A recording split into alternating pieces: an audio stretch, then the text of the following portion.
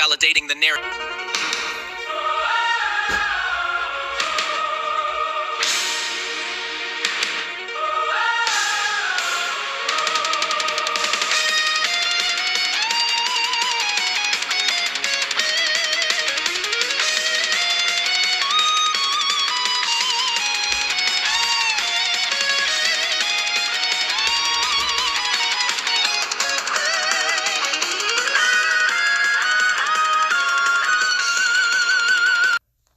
The truth teller persona. It's not about being right, it's about being the one who sees. This identity is algorithmically rewarded. Anger translates directly into watch time and engagement. The goal shifts from solving problems to validating the narrative. Any critique is deflected as blaming the victim. This protects the core identity from self-reflection. It is easier to be a tragic hero in your own story than to question the story itself. Yes. Nearly half of all singles in America right now say dating is not financially worth it. Over a third of women aren't even looking for a relationship. And yet, the internet is absolutely packed with creators telling you, in very confident terms, exactly who is to blame for all of it. Today, we're pulling apart 3 things that are deeply tangled together right now: accountability in the creator economy, the rise of grievance-based content, and what the actual data says about dating dynamics in 2026. By the end of this, you'll understand why so much online relationship content feels satisfying in the moment, but leaves you worse off. What real accountability looks like versus what gets monetized, and what singles are actually prioritizing right now. My co-host has been deep in this stuff, so let's get into it. What's the thread connecting all 3 of these things? The thread is accountability, or more specifically, the total collapse of it. We're living in this moment where creators have more influence over how people think about relationships than almost any other institution, and there's basically no structure holding them responsible for what they say. And when you say influence, how significant are we actually talking here? Pretty significant. According to Pew Research Center data, 21% of Americans now regularly get their news from social media creators. But here's the part that really matters for this conversation. Among adults aged 18 to 29, that number jumps to 37%. So more than a third of young adults are getting information that shapes how they see the world from people who have no editorial oversight, no fact-checking, no accountability structure at all. And that's not just news. That includes relationship content, dating advice, all of it. Exactly. And what's interesting is that this shift happened really fast. The 2024 election cycle was kind of a turning point. Major platforms gave over 200 digital influencers credentials to the Democratic National Convention. Presidential candidates were going on podcasts like Call Her Daddy and The Joe Rogan Experience. Pew noted that 68% of YouTube's news-related content was focused on US government, politics, or elections. Creators became the new media, whether they wanted that responsibility or not. Whether they wanted it or not, that's a key phrase. Because I think a lot of creators genuinely didn't sign up to be journalists or relationship counselors. They just started talking. Right, and that's where it gets complicated. There's actually a really striking example of this tension. When automotive content creator Alex Choi filmed raw footage of the Pacific Palisades fire, residents defending their homes, the whole thing, it got 673 million Snapchat views. That's not a creator who set out to be a journalist. But suddenly, the question of what responsibilities he had became very real, very fast. 673 million. That's not a niche audience. That's a media event. Exactly. And the question of creator responsibility is something that experts have been wrestling with. Net Influencer actually pulled together 13 experts on this exact topic, and the consensus was that creators have become de facto journalists during significant moments, but without any of the training or accountability structures that journalism has, imperfect as those are. So let's connect this to the grievance side of things, because there's a specific flavor of creator content that's really exploded. The kind that's essentially built around telling an audience that someone else is the problem. In dating, in relationships, in life. Yeah, and this is where I think the accountability conversation gets really interesting. There's a Google research study from the CICHI 2022 conference. They surveyed 135 content creators about their experiences online, and they found that while most creators view their audience interactions positively, attacks are a regular occurrence for 1 in 3 creators. Toxic comments, impersonation, stalking. Wait, 1 in 3? That's a lot. It is. And what the researchers found is that as a result, creators report self-censoring their content and even leaving platforms entirely. So here's the irony. The creators who are most willing to say inflammatory, grievance-driven things are often the ones who face the least pushback because they've built audiences that agree with them. The ones who try to be nuanced are the ones getting attacked. So the incentive structure is basically rewarding the loudest, most one-sided takes. That's exactly it. And the Sage Open Scoping Review from 2025 on scholarly podcasting actually touches on this. They note that social media spaces have created their own echo chambers, citing Diaz-Ruiz and Nilsson from 2023. The platforms make it possible for anyone to reach a worldwide audience, but they also amplify misinformation and disinformation. Grievance content thrives in echo chambers because it never has to be tested against reality. And the reality it's supposedly describing, dating, relationships, is actually pretty well documented at this point. Like, we have real data on what's happening. We do, and it's genuinely complicated. So let's get into it. The Kinsey Institute partnered with datingadvisors.com on a national study. They called it the State of US, a national study on modern love and dating. Doctors Justin Lehmiller and Amanda Gesselman led it, with 2,000 single adults whose demographics were aligned with US Census data. And one of the most striking findings is that nearly 1 in 5 men and over 1 in 3 women said they are not currently looking for any kind of relationship. Over a third of women not looking for a relationship. That's the kind of stat that grievance creators will take and run with in completely opposite directions depending on their angle. Completely. And here's what's interesting. The same study found that when you ask people what they actually want in a partner, both men and women ranked honesty higher than anything else. Above physical attraction, above humor, above everything. Honesty is the number one thing people say they want. Which is kind of at odds with a content ecosystem that's built on blame and grievance, right? Because grievance content is fundamentally not honest, it's selective. That's a really sharp observation. And Tinder's year in swipe report backs this up from a different angle. Emotional honesty ranked as the number one dating priority among younger daters. They're explicitly rejecting what the report calls figure it out yourself communication styles. People want clarity. They want to know where they stand. So the audience that's consuming all this grievance content is simultaneously saying, in surveys, that what they actually want is honesty and clear communication. That's a real tension. It is, and I think it points to something important about what grievance content actually does for people. It's not really giving them what they say they want, it's giving them something else. Validation, a sense of community, a framework for understanding why things went wrong that doesn't require them to look inward. And that connects directly to the accountability piece. Because real accountability, the kind that actually changes things, requires looking inward first. Exactly. There's a podcast called The Powerful Man that did an episode specifically on relationship accountability, and one of the hosts made a point that stuck with me. He said the first problem that arises is that people are not clear on exactly what they need before they try to hold someone else accountable. You can't create a clear agreement if you don't know what you actually want. And grievance creators are essentially doing the opposite of that. They're very clear on what they want to blame, but they haven't done the internal work. Right. And the financial reality of dating in 2026 is giving people a lot of raw material for grievance. The numbers are genuinely striking. BMO's Real Financial Progress Index, pulled from a sample of over 2,500 US adults, found that the average all-in cost of a date has hit $189 in early 2026. That includes pre-date grooming, transportation, the actual outing. $189 per date. Per date. And that's a 12.5% jump from $168 in 2025. People Win compiled this data from BMO, Tinder, Mashable, CNBC, Psychology Today. Americans who dated throughout 2025 and into 2026 spent an average of $2,323 on dates over a 12-month period. And there's a generational breakdown. Millennials are averaging $252 per date. Gen Z is right behind at around $205. $205 for Gen Z. That's not a coffee date. That's a significant financial decision. And the consequence is real. That same BMO survey found that half of Americans said they'd gone on fewer dates or chosen less expensive activities because of rising costs.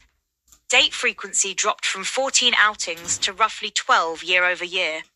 And 47% of singles said dating was not financially worth it. So nearly half of people are doing a cost-benefit analysis on dating and coming up negative. That's a pretty significant cultural shift. It is. And the Kinsey Institute's joint study with datingnews.com found similar things. 37% of daters were pulling back, with 33% citing the economy as the reason. So the frustration is real. The financial pressure is real. The question is what you do with that frustration. And grievance creators have a very clear answer to that question. You direct it outward. Exactly. And BMO identified something they're calling a K-shaped dating economy. Some singles are cutting costs to zero, while others are continuing to spend freely. About 14% of Americans reported that a typical date cost them nothing, up from 12% a year earlier. So you have this bifurcation happening, and it maps onto very different experiences of dating that can feel like they're happening on different planets. Which means people in very different financial situations are consuming the same grievance content and interpreting it through completely different lens. And the content rarely acknowledges that complexity. It flattens everything into a simple narrative.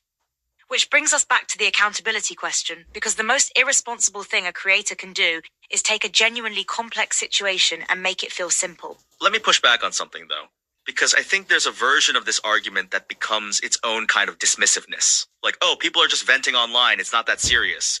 But the Pew data suggests it actually is serious. 37% of young adults are getting their worldview shaped by this content.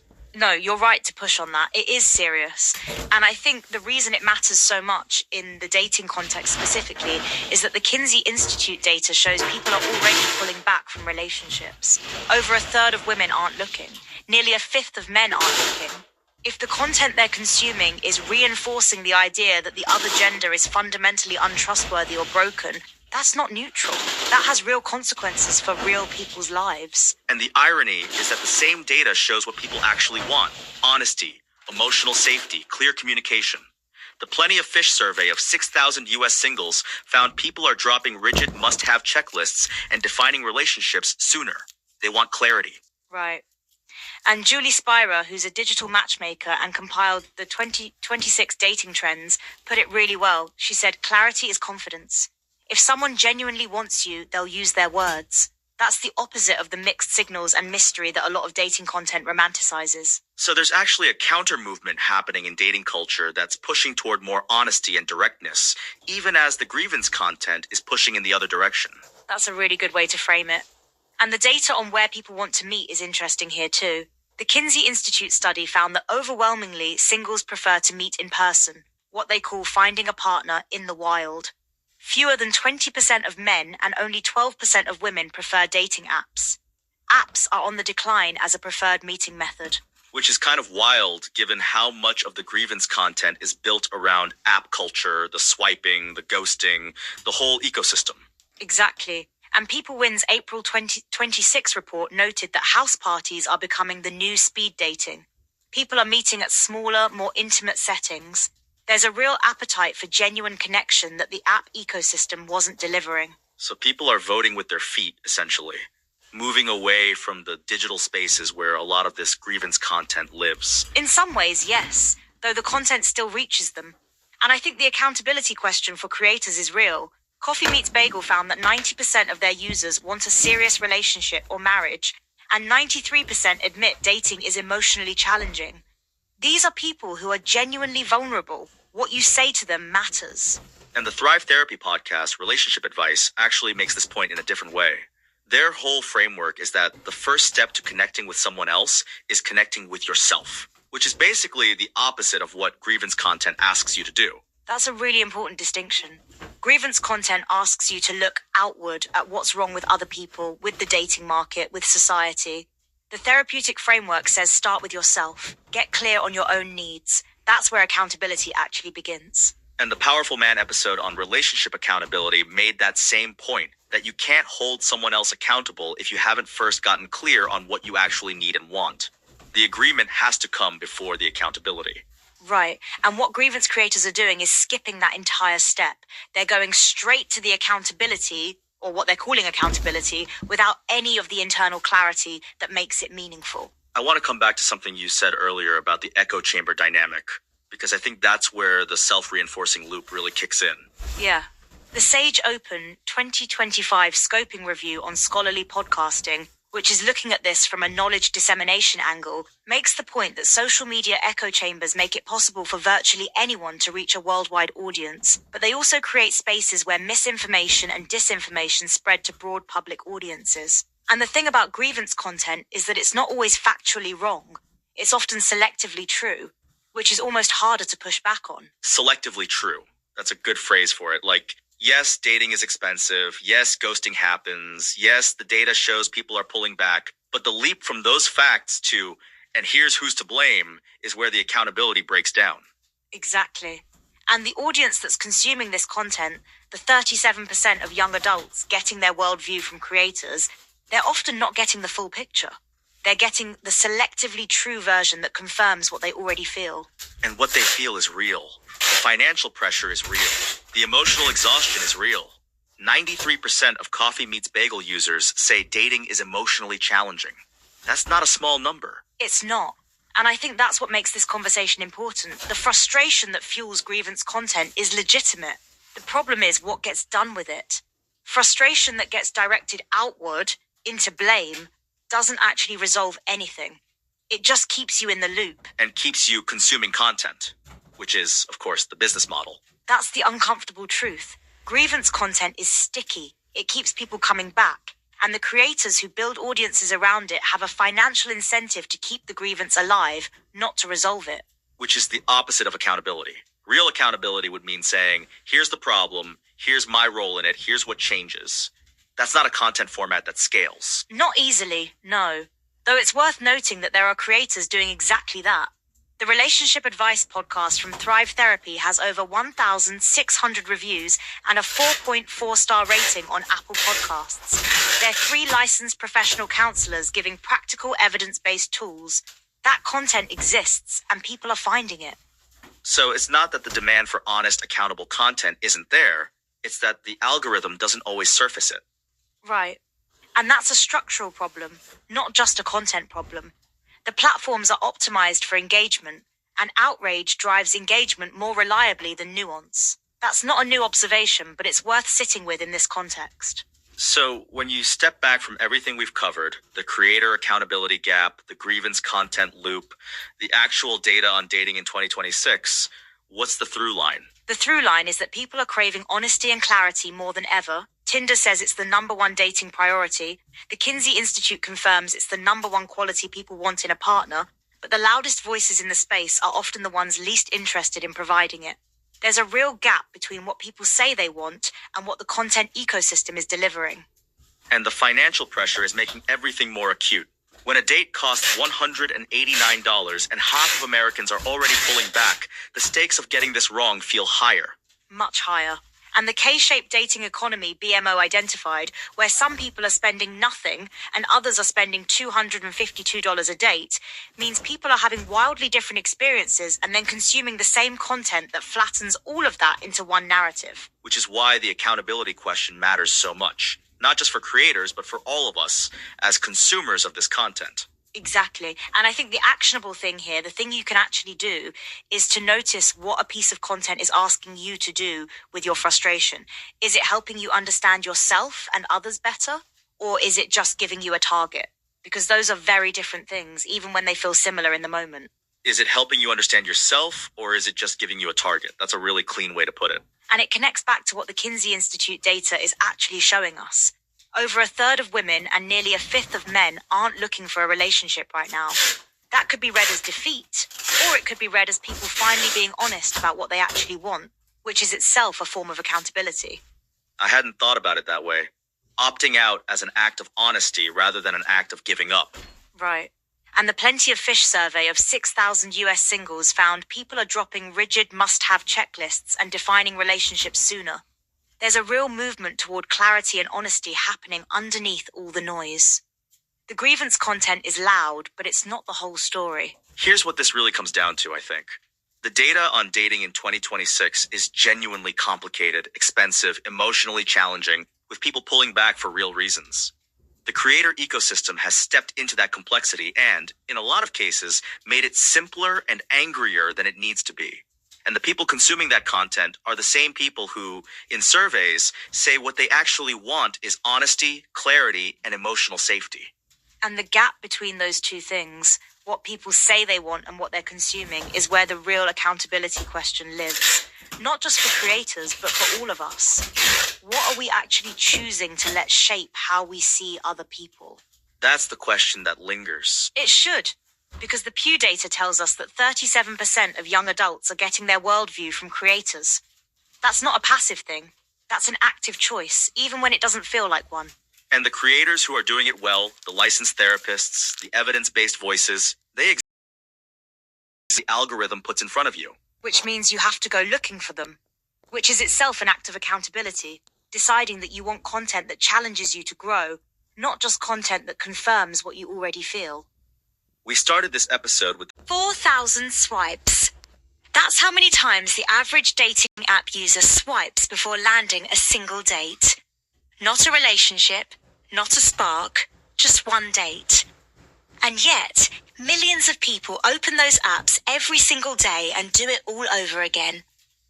Today, we're pulling apart the swipe, vent, repeat cycle. Specifically, what dating apps are actually engineered to do to your brain.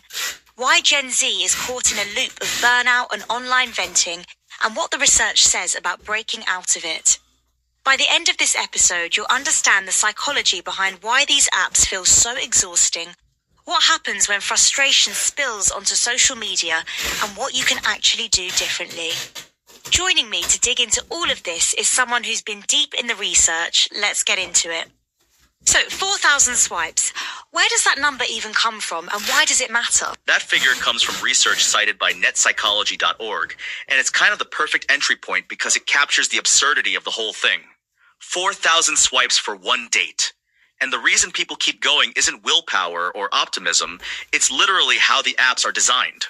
Designed how, exactly? So, dating apps operate on what behavioral scientists call a variable ratio reinforcement schedule. It's the same psychological mechanism that makes slot machines so hard to walk away from. Rewards come unpredictably, and that unpredictability creates the strongest pattern of behavioral conditioning known to psychology. Every notification, every match triggers a small dopamine release.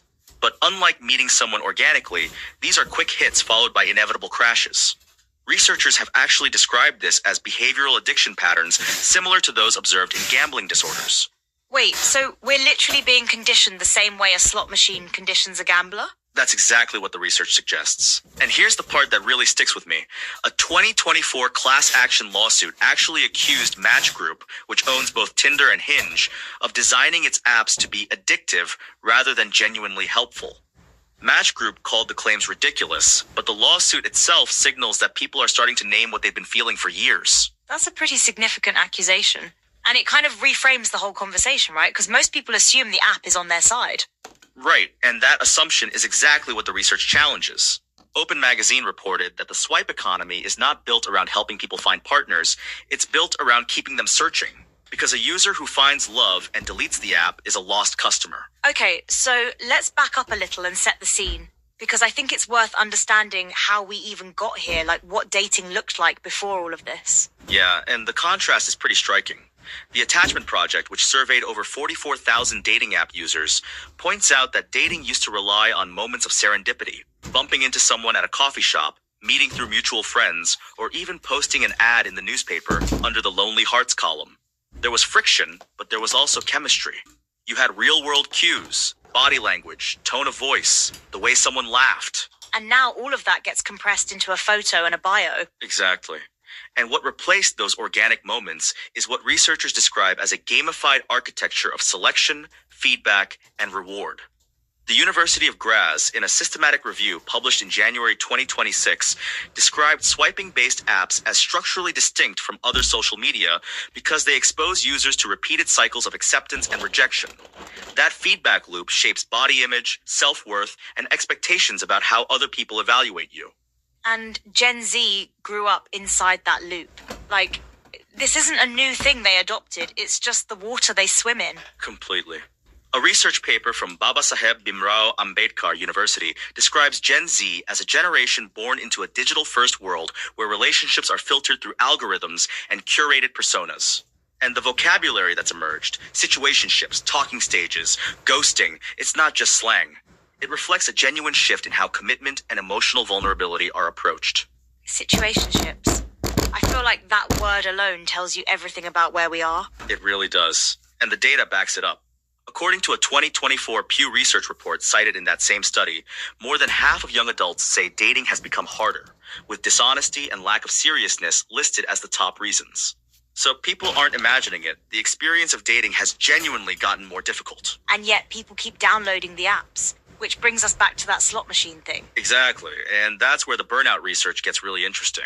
Leal Sharabi, who directs the Relationships and Technology Lab at Arizona State University, identified dating app burnout as a documented psychological phenomenon with 3 specific clinical markers: emotional exhaustion, cynicism, and a conviction that nothing you do is working. And she noted those are the same 3 markers found in high-pressure workplace burnout. So people are treating dating like a second job and burning out from it the same way. That's essentially what the research is saying. And Sharabi's meta-analysis, which covered roughly 26,000 people across 17 years, found that dating app users reported significantly worse psychological health than non-users, higher rates of depression, anxiety, and loneliness. That's a massive sample over a long period of time. 17 years of data. That's not a blip. Not at all. And there's a really painful detail in that research. Users who joined the apps already struggling with mental health burned out the fastest, meaning the people most in need of connection were the ones most harmed by the search for it. That's a gut punch. The tool that's supposed to help you is actually hitting hardest at the people who need it most. It's a real paradox. And the University of Grad's meta-analysis, which synthesized 27 studies covering over 21,000 people, found the strongest effects in 2 areas: behavioral dysregulation and body-related outcomes. So people are developing compulsive patterns of use and experiencing real disturbances in how they see their own bodies. And women and sexual minority men were specifically called out as more vulnerable in that research, right? Yes, the University of Graz study specifically noted that women and sexual minority men showed elevated appearance and body-related vulnerability, which makes sense when you think about how visually driven these platforms are. The evaluative nature of swiping compounds appearance-based concerns in ways that hit certain groups harder. So the design of the app, the visual first, swipe to judge mechanic, is doing real psychological work on people's self-image. That's what the converging evidence suggests.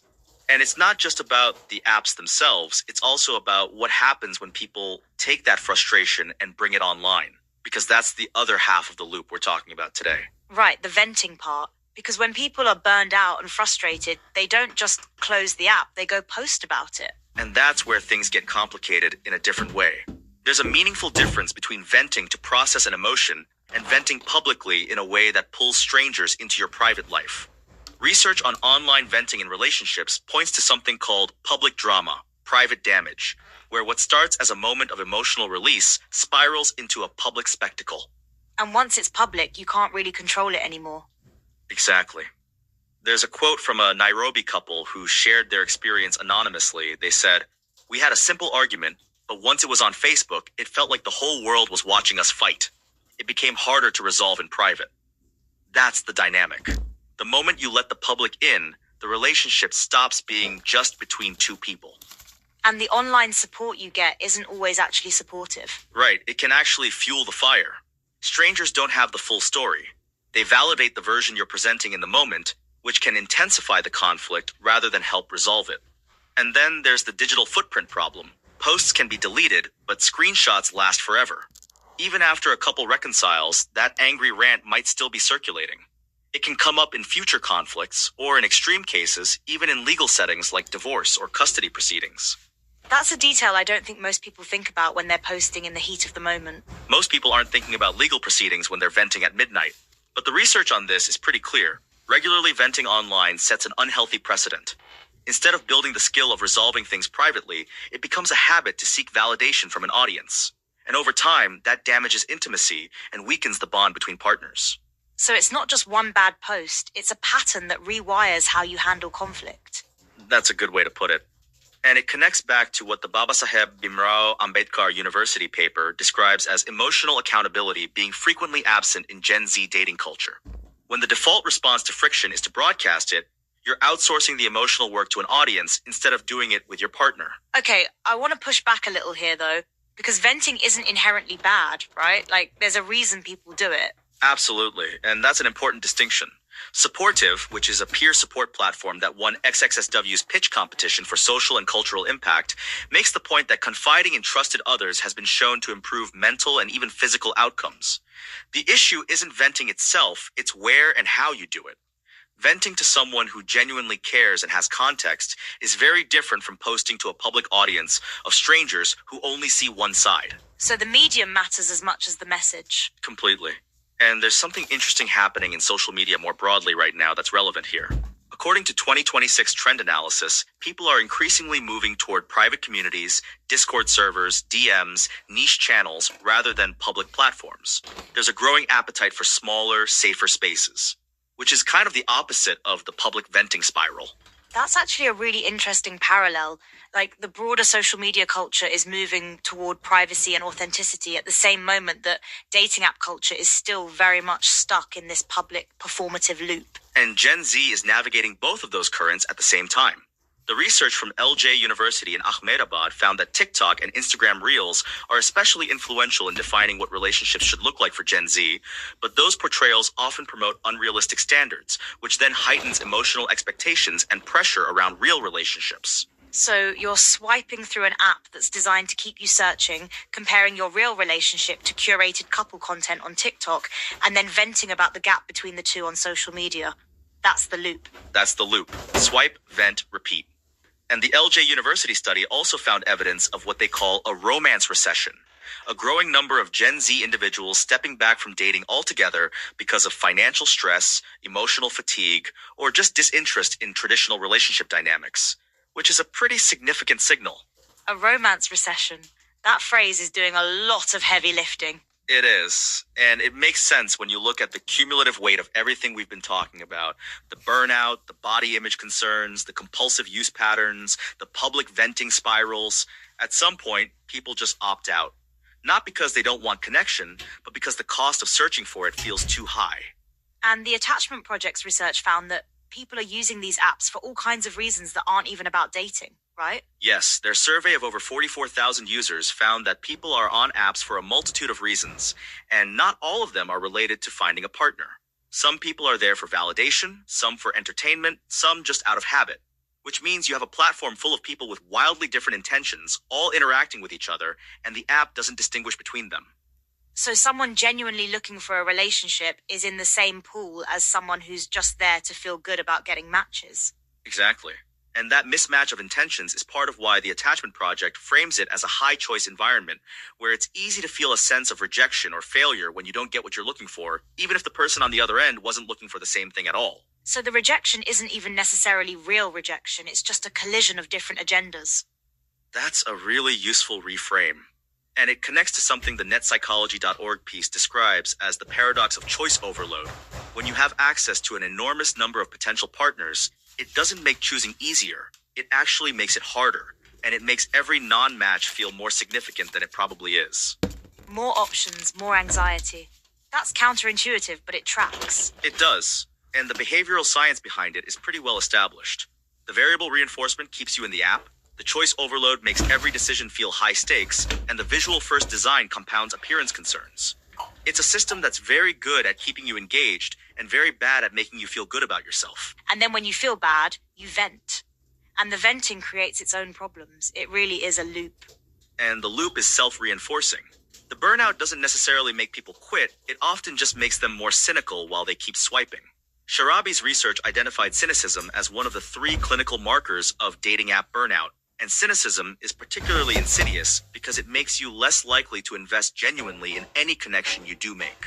So the burnout actually undermines the thing you're there for. Precisely. You're exhausted, you're cynical, you're convinced nothing is working, and then you match with someone and you bring all of that into the conversation.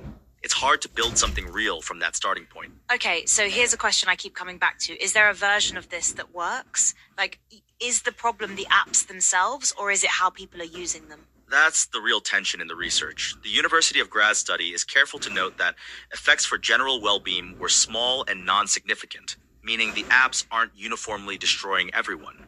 Individual susceptibility and social context matter a lot. Some people use these platforms and come out fine.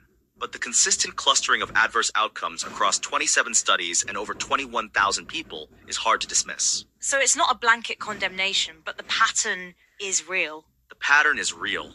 And the attachment project's framing is useful here. They ask why tools designed for building connections end up creating confusion, frustration, and emotional burnout for so many people. The answer isn't that connection is impossible. It's that the architecture of these platforms isn't actually optimized for connection. It's optimized for engagement. Engagement versus connection. Those sound similar, but they're really not. They're almost opposites in this context. Engagement means you keep opening the app. Connection means you eventually don't need to. The business model rewards the first one. And the venting piece feeds into that too, right? Because if you're venting online about your dating frustrations, you're staying in the conversation about the apps even when you're not on them. That's a sharp observation. The cultural conversation around dating apps, the TikToks, the Reddit threads, the Instagram posts about situationships keeps people emotionally invested in the ecosystem even when they're not actively swiping. It's ambient engagement. Ambient engagement. I like that. You're not on the app, but you're still in the loop. And the LJ University research found that social media platforms don't just reflect relationships, they actively shape how people imagine and experience them. So the curated couple content, the dating horror story TikToks, the venting threads, they're all feeding back into what people expect from dating, which then shapes how they behave on the apps. It's a full ecosystem. The app, the social media, the venting, the expectations, they're all connected. And Gen Z is navigating all of it simultaneously, which is genuinely new territory. Previous generations didn't have to manage the gap between their real romantic lives and a curated digital version of what romance is supposed to look like. That gap is a source of real psychological strain. So when you step back from all of this, the research, the burnout data, the venting dynamics, what does it actually come down to? Here's what I think it comes down to. The swipe, vent, repeat cycle isn't a personal failing. It's a designed outcome. The apps are engineered to keep you searching. The social media ecosystem is engineered to keep you engaged. And when those two systems interact with real human emotions, loneliness, rejection, the desire for connection, the result is a loop that's very hard to exit without being intentional about it. And the research is pretty clear that the people who are most vulnerable going in are the ones who get hit hardest. That's the part that really matters. Sharabi's finding that users who joined already struggling burned out fastest, that's not a footnote. That's a call to pay attention to what you're bringing into the app and what the app is doing to it. If you're already feeling low, the intermittent rejection of swiping is going to land differently than it does for someone who's in a solid place. And the venting piece, what's the takeaway there? Because I don't think the answer is just don't vent. No, it's not. The research on peer support is actually pretty positive. Confiding in trusted others has real mental and physical benefits. The distinction is between venting to someone who has context and genuinely cares versus broadcasting to a public audience that only sees your version of events. One processes the emotion, the other performs it. Processing versus performing. That's a really useful line. And the digital footprint reality is worth sitting with. That anonymous Nairobi couple's experience, where a simple argument became a public spectacle that was harder to resolve because the whole world was watching, that's not an edge case. That's what happens when private conflict goes public. Screenshots outlast reconciliations. The internet has a long memory. So the actionable version of all this is know what you're walking into with the apps, with the venting, with the whole ecosystem. Know what you're walking into and know what the system is designed to do. Because once you see that the app's goal is engagement and not your happiness, and that public venting often intensifies conflict rather than resolving it, you can make more intentional choices. You're not powerless, but you do have to be deliberate.